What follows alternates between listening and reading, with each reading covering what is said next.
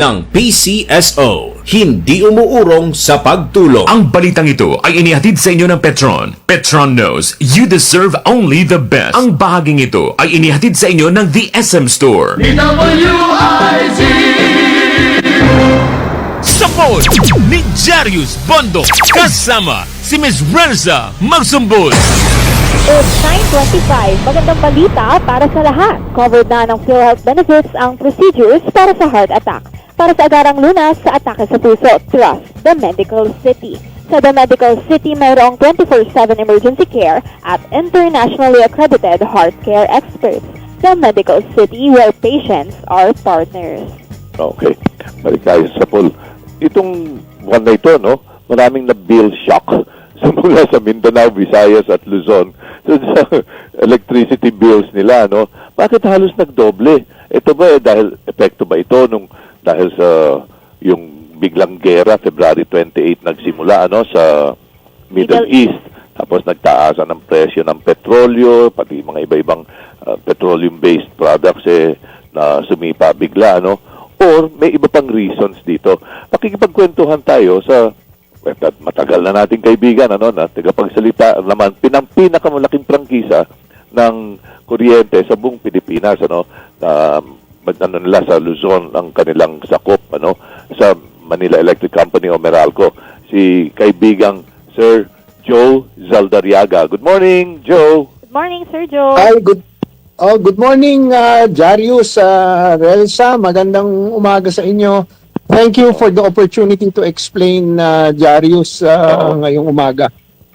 Thank you for your time, ano. Kasi pwede ba tulungan niyo kami, Sir Joe, no, na himayin yung mga aspeto nitong charges po, ano, ng isang electricity distributor na katulad ninyo, no? Kasi sa buong Pilipinas ito nagaganap din, no. Isa-isahin nga natin. Ano pa, marami pa lang nakakarga na mga iba't ibang singilin, ano po, na ang customers po ng electric distributors, yung mga cooperatives ang nagbabayad, ano po? Ano po Yes, ito? tama. Ang main drivers nitong pagtaas sa bills ngayong April, ito ay batay doon sa kanilang konsumo nung Marso, yung tinatawag nating seasonality of consumption, Jarius, no? Usually kasi tumataas yung consumption natin. Pinakita ko nga yan every time I have the opportunity, may dala akong bill. Sabi ko, sa harap ng electricity bill ninyo, yung front ng bill ninyo, meron dyan nakalagay na graph. Yung graph shows ano yung consumption mo over a period of a year, no? At yung parent year. So 2026, makikita mo yung konsumo mo January, February, at saka March. So makikita mo yung difference nung consumption mo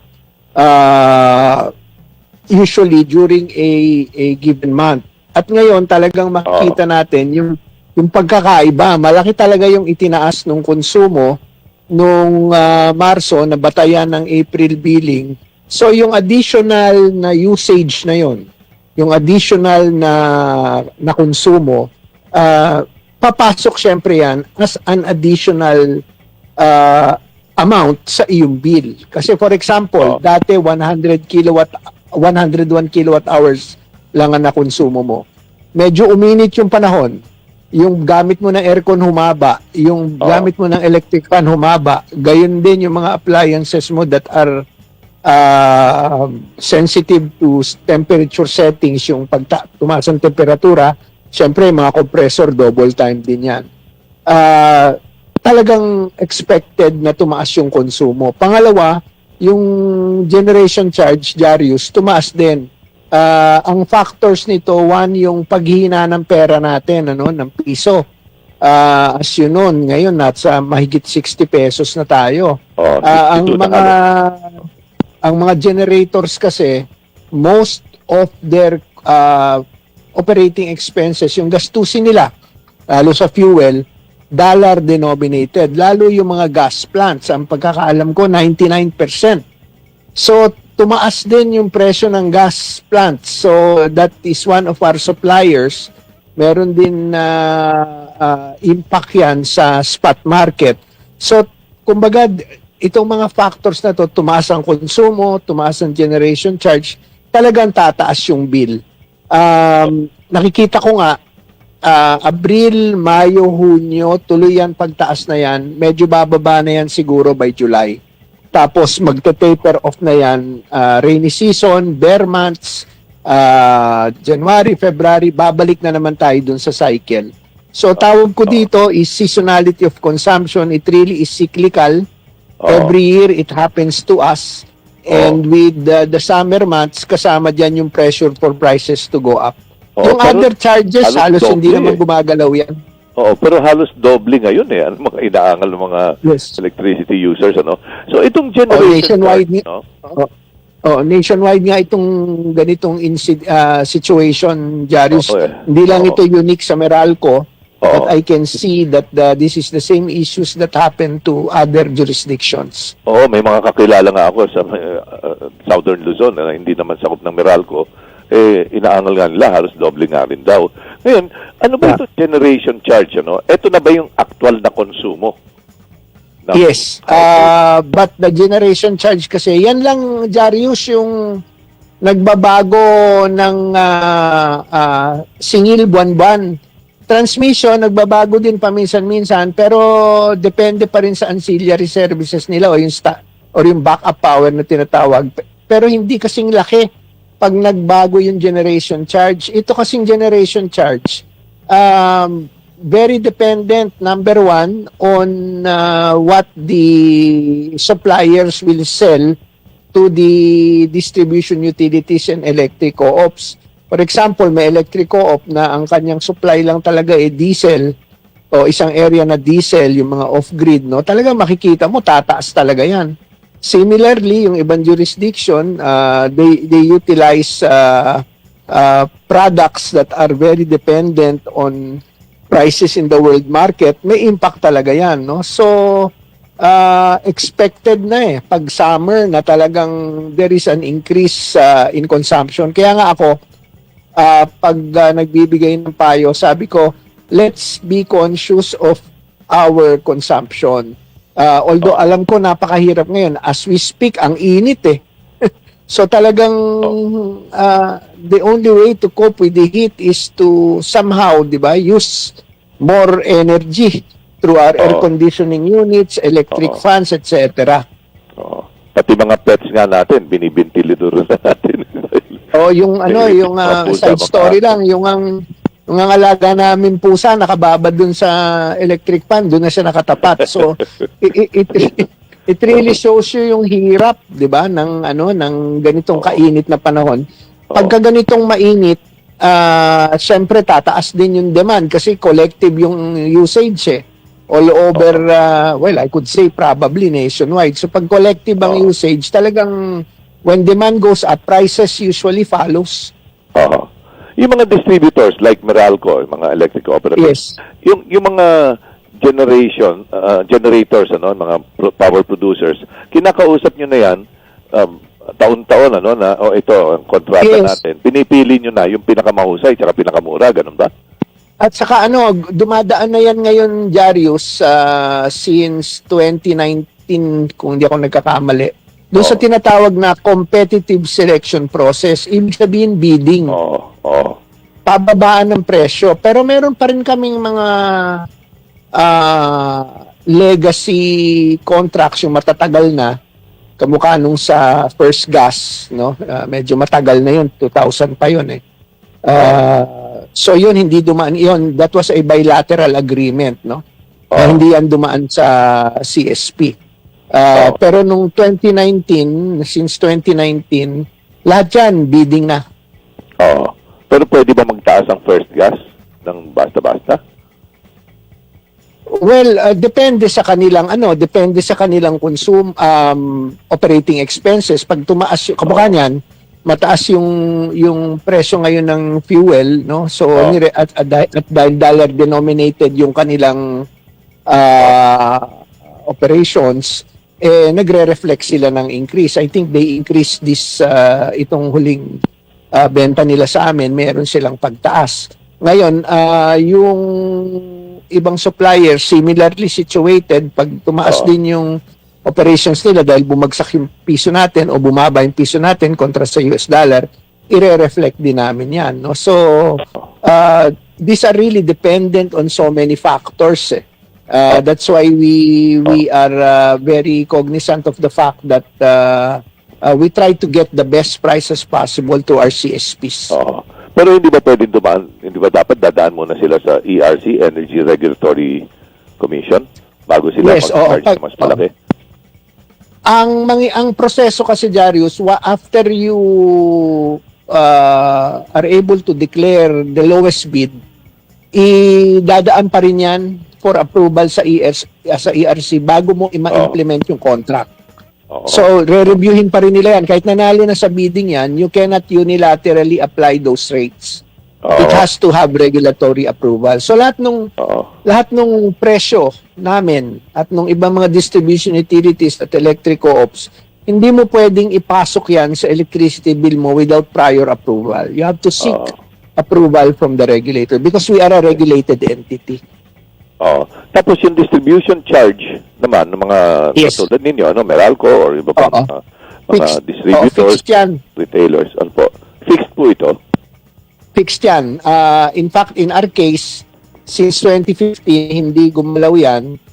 Bumaba pa nga nung 2022. So hanggang ngayon, yan pa rin yung presyo niyan. Yan yung nasa bill, makikita mo, na nakalagay distribution charge, open and close parenthesis, Meralco.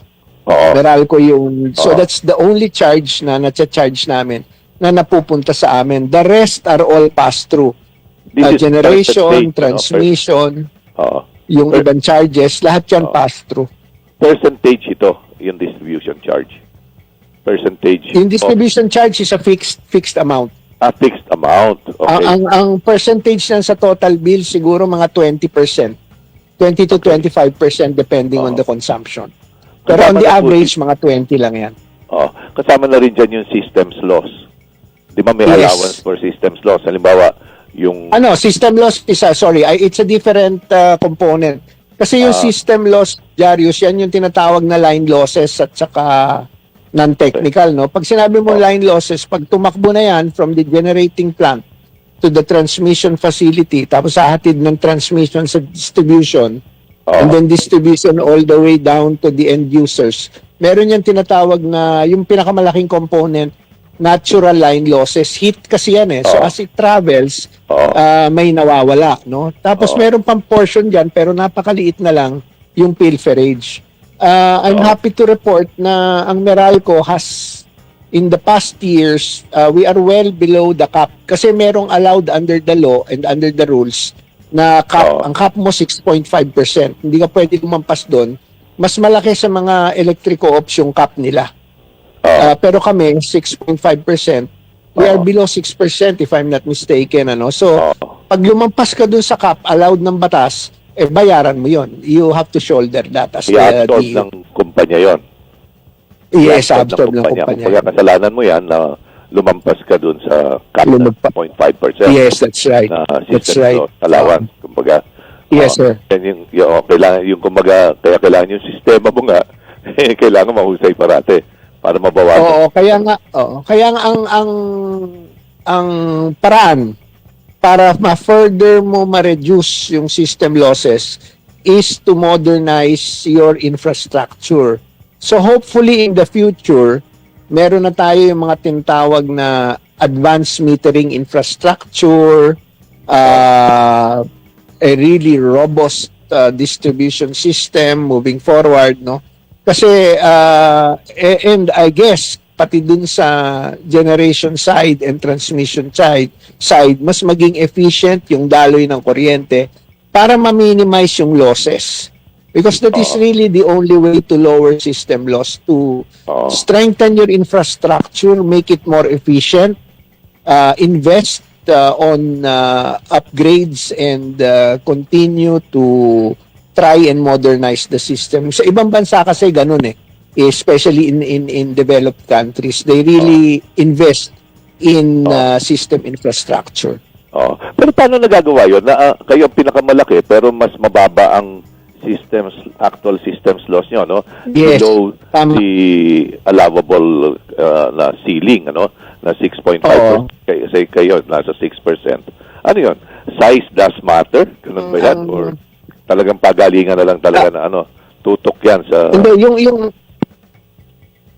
yung investments namin kasi sa infrastructure is bearing fruit, and yung continued investment namin sa aming sistema, sa aming infrastruktura, that will further develop our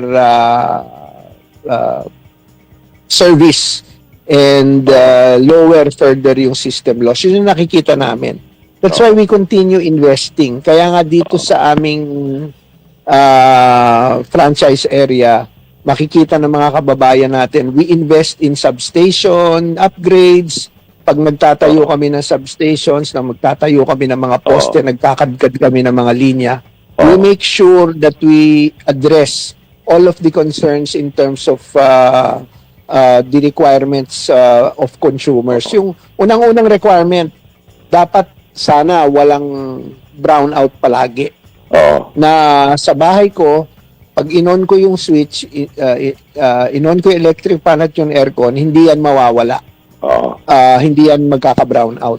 So yun yung talaga diyan kami heavily nag-invest sa system namin. Punta tayo dito sa 5 items na nakakarga rin din dito sa bill, ano. Ito nagiging controversial. 5 items ito. Yes. Ms. Ralza, yung 5 items.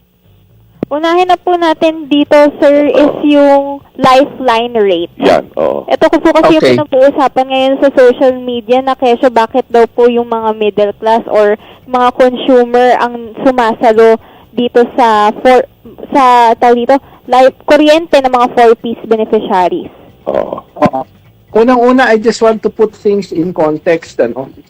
Yan pong lifeline rate, hindi yan ang cause ng upward adjustment po natin ngayong buwan ng Abril, no? Ang nag-cause ng increase natin this month, aside from consumption, yung generation charge. Ang lifeline, napakaliit lang yan, Darius at Relsa, no? Ito yung subsidiya para sa mga kwalipikadong marginalized consumers. Kabilang na dyan yung mga beneficiaryo ng 4-piece. In fact, bumaba na po ito. 1 centavo na lang ito kasi na-rationalize itong program na to dahil dun sa Republic Act 11552. Ngayon, yung mga kwalipikado na lang talaga ang makikinabang nito at ito ay cross-subsidy mechanism. Bakit ko sinabing mas mababa na lang ito? Kasi dati, kahit kunyari, may isang C1 de la Cruz, meron siyang condominium na paupahan. Hindi ngayon, wala ngayon siyang tenant. So, naka-standby yung habang pinauupa niya. Siyempre, yung konsumo nun, condo na yun, hindi aabot ng 100 kilowatt hours a month. Pero, pagdating ng bill niya, subsidized yun. Kasi Pero noon, sorry, wala naman condition Basta hindi ka lumampas ng 100 kilowatt hours, meron kang subsidy. Ngayon, inayos tong batas. No? Yun ang gusto kong paliwanag dito. Even if I am supposed to only speak for in behalf of Meralco, but for the information of the public, I will now wear my hat as an energy industry advocate, Darius, ngayon, ang target beneficiaries na lang talaga nito, yung nakikinabang dito. Dati, several millions yung nakikinabang dito sa programa. Pero ngayon, under the rationalization, dito sa Meralco franchise, kung di ako nagkakamali, ang members ng 4-piece na lamang ang nakikinabang dito. Plus yung mga magpapakita na sila ay kasama dun sa tinatawag na marginalized sector. Kung wala silang 4-piece, hindi sila nasa listahan ng 4-piece, papakita lang nila, punta sila sa amin, mga opisina at business centers, na sila ay merong hawak na Local Social Welfare Development Office IDs. So ito 1 centavo per kilowatt hour. So for example, a typical 200 kilowatt hour user in a given month, ang ambag niya because of the cross subsidy program is 2 pesos o 2 piso. Opo. So, Okay. yung 2 pisong yon, hindi naman siguro yon makaka-impact doon sa overall bill na sabi natin 4,000 o mahigit 4,000 yung total bill. Oo. Kaya lang nagkaroon ng misconception dahil maraming netizens yun yung sinisisi sa Oo. pagtaas ng presyo ng kuryente when in fact hindi po yun. Oo. Dahil So, ang yung- liit lang nga Oo. po na Mamera lang ganyan. yun pala, no? Mamera lang. 1 centavo. Yes, 1 centavo. Yung Tama. senior citizens Ah, discount.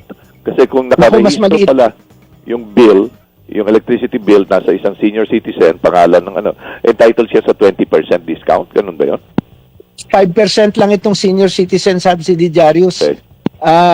Tapos yung may parang rule ito na kung hindi ka tataas sa 100 kilowatt hours per month, hindi ka na makakakuha nitong discount. So hanggang dun lang na ang konsumo nila hanggang 100 kilowatt hours per month. Oo, Ayon so, sa batas din ito, Republic Act 9994, ang impact nito less than 1 centavo. okay. I'll try to be technical here. It's 0.0001 per Oo. kilowatt hour na singil sa mga customer. So ito literal, kung 200 kilowatt hour ka, 2 sentimo, 2 mamera. Oo, okay. So kung 2 piso dun sa lifeline, ito 2 mamera. Okay. Pangatlo naman itong universal charge. Universal charges. Ano ito? Yung universal charges naman, Darius, yan yung para dun sa mga areas, for example, mga ag areas, no? Yung mga small power utilities group, sinasubsidize natin yan dun sa mga off-grid areas. So, ito yung mga lugar na nangangailangan nung tulong para mabigyan sila ng kuryente. So, part of that is also remitted to the small power utilities group ng National Power. Sir, ito naman pong pang-apat na feed-in tariff allowance. Ano po ba ito? Well, that is the support naman provided to the operators or tinatawag na producers ng renewable energy, no? Ito yung mga gumagawa ng kuryente sa pamamagitan ng renewable energy. They are also provided with a subsidy to encourage yung push natin for RE. Similar din Ito yung yan mga yung wind GEA. farm? Yung, Ito ba yes, yung farm? wind, solar, etc. Similar din yan dun sa GEA, yung Green Energy Auction. Tema natin. Na kumbaga parang support dun sa mga renewable energy initiatives ng bayan. But all of these are really public policy charges na tinatawag and is not really technically not really part of producing yung cost of producing electricity kasi yun yung generation, transmission and distribution. Okay. Thank you very much, Sir Joe, sa pagpapaliwanag din ito na nakaklaro rin natin ang issue. So, basically, ang problema pa rin dito yung consumption natin, kanya-kanyang home consumption or office consumption, tumataas itong bill natin or yung mga tindahan natin, mga shop consumption. Tsaka dun sa presyo ng peso pala, Yes. Peso-dollar exchange Yes. rate. Oo. Yung Yung pala ang basic issue nito. Thank you at nailinaw Yes, sir. dito sa ating mga nakikinig. Thank you, Jarius. Salamat po. God bless and mabuhay kayo. Once again, Thank you, sir. Mr. Josel Dariaga, Vice President, Head of Corporate Communications of Meralco. It's 9:50. Sapol ni Jarius Bondo.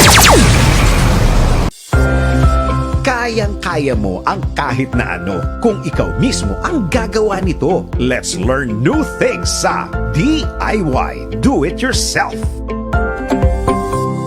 Kung hindi umaandar o nag-i-spin ng dryer kahit na may ugong naman sa makina nito, subukan mo muna itong gawin bago ka bumili ng bago. Una, i-unplug mo ang dryer at buksan ang likod na parte nito kung saan makikita ang brake. Ikalawa, suriin mong mabuti ang brake dahil baka nakasayad lamang ito. Ikatlo, kung sakali, kumuha ka ng cable tie para maiwasang dumikit ang brake sa pad ng dryer para makaikot ito ng maayos. Gets mo ba? Sige nga, do it yourself!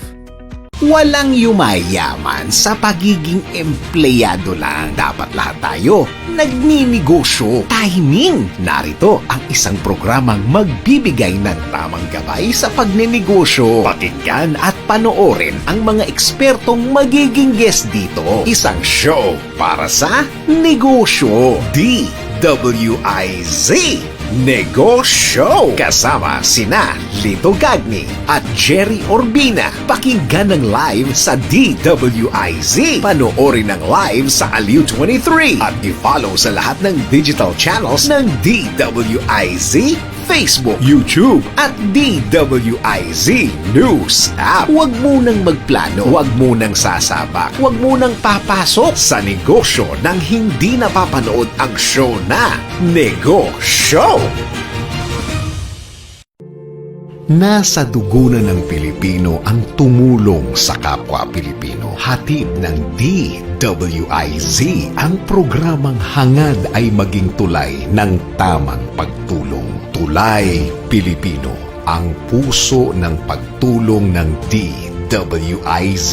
Kasama ang taong nasa dugo na ang pagtulong sa kapwa Pilipino. Si Ms. Tony Rose Gaida, kasama ang mga taong may puso sa pagtulong. Mga non-government organizations, mga samahang matagal nang tumutulong sa mga kababayan natin, mga government agencies at marami pang iba. Tulay Pilipino, ang puso ng pagtulong ng DWIZ at ang bagong reyna ng public service, si Ms. Tony Rose Gaida. Lunes hanggang Biyernes, 1:00 ng hapon sa DWIZ News Nationwide. Tulay Pilipino, dahil walang tutulong sa Pilipino kundi ang kapwa Pilipino.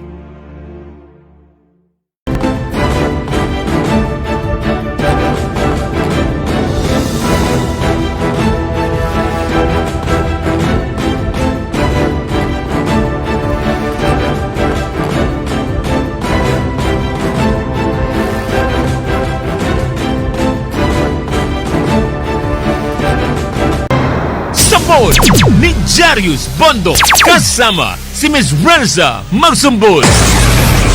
It's 9:53 at para sa mga tumataya ng loto dyan, handa na ba ang inyong mga ticket? Dahil baka kayo na ang maging susunod na Ultra Milyonaryo. Ito po ang ating mga winning numbers. Para sa Lotto 642 with a jackpot price of 31 million pesos, in any order, ang winning numbers natin ay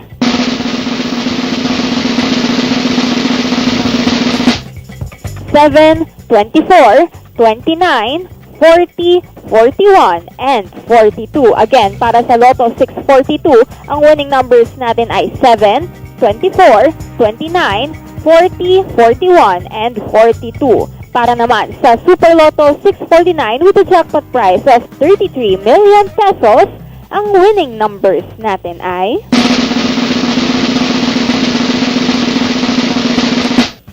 23, 24, 40, 41, 42, and 46. Nabunot na naman yung 40, 41, 42. Kaya ano? nga, sobrang swerte mo, no? Coincidence. Coincidence. For Super Lotto 649, ang winning numbers natin ay 23, 24, 40, 41, 42, and 46.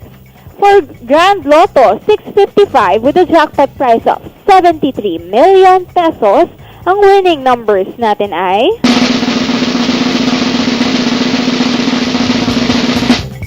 2, 35, 41, 42, 49 at 54. Nabunot na naman si 41 at si 42. Para sa Grand Lotto 655, ang winning numbers natin ay 2, 35, 41, 42, 49, and 54. Last but not the least, for Ultra Lotto 658 with a jackpot price of 75 million pesos. Ang winning numbers natin ay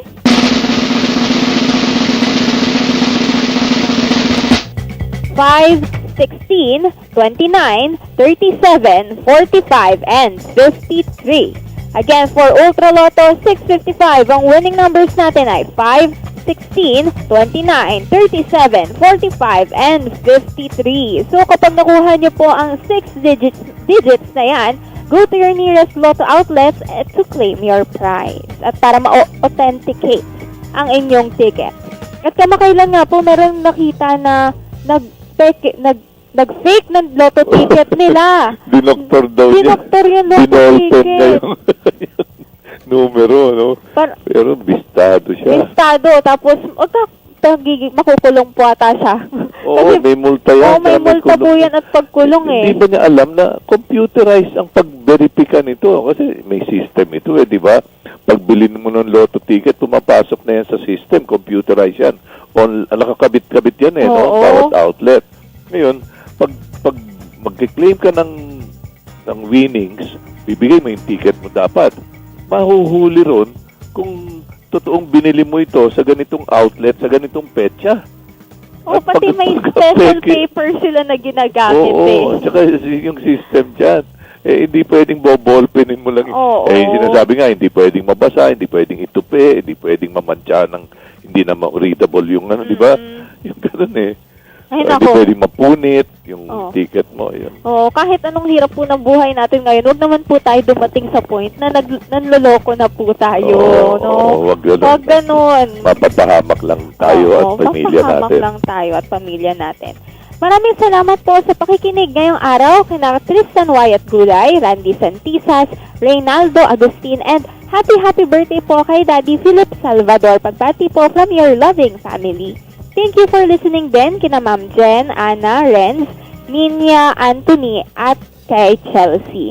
Hello kay Hannah, Ivan, and Sky de Guzman. Kamusta kayo dyan? And muli, marami po tayong napag-usapan ngayong umaga. Maraming salamat po sa pagsama sa amin. Thank you very much, Ms. Relza. Thank you very much to all our sponsors and guests. Inyong lingkod, Jarius Bondok, nagpapaalala magdadasal tayo parati para tayong nakikipagkwentuhan sa Diyos through meditation.